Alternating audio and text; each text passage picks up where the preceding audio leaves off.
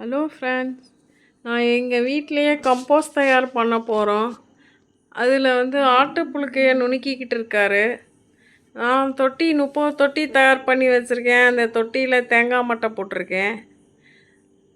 அதுக்கு தேவையான கம்போஸ்ட்க்கு தேவையான உரம் கடலை புண்ணாக்கு, தேங்காய் புண்ணாக்கு, வேப்பம் புண்ணாக்கு, இதோட ஆட்டுப்புழுக்கை, தோட்டத்து மண்,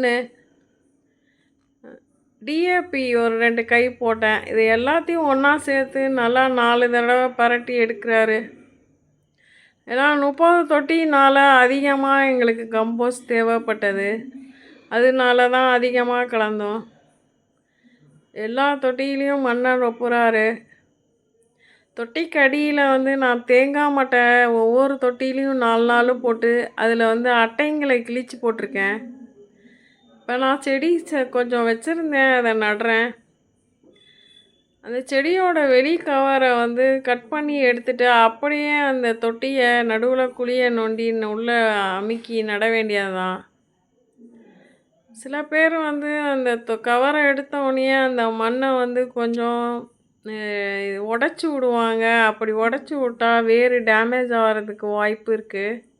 அதனால நான் வைக்கிற செடியெல்லாம் இப்படி தான் வைப்பேன். எல்லா செடியும் நல்லா வரும். அதில் அந்த கம்போஸ்ட் உரத்தை போடுறாரு. கீழே ஒரு 10 தொட்டி மட்டும்தான் கீழ் தோட்டத்தில் வச்சோம். மீதி 20 தொட்டியை நான் மொட்டை மாடிக்கு எடுத்துகிட்டு போயிட்டேன். மொட்டை மாடியில் கத்திரிக்காய் நாற்றுக்கன்று ஒரு கட்டு வச்சுருந்தேன். ஒவ்வொரு தொட்டிலையும் 4 நாற்று நட்டு விட்டு தண்ணியாக ஊற்றியாச்சு. கீழே முதல் நாள் நட்ட செடியை நான் மறுநாள் வீடியோ எடுத்தேன். ஏன்னா அதில் ஒரு பூ பூத்து இருந்தது. ஹைபரி வெரைட்டி செம்பருத்தி அழகாக இருந்துச்சு. தேங்க்யூ. என் வீடியோ பிடிச்சிருந்தா லைக் பண்ணுங்கள், ஷேர் பண்ணுங்கள்.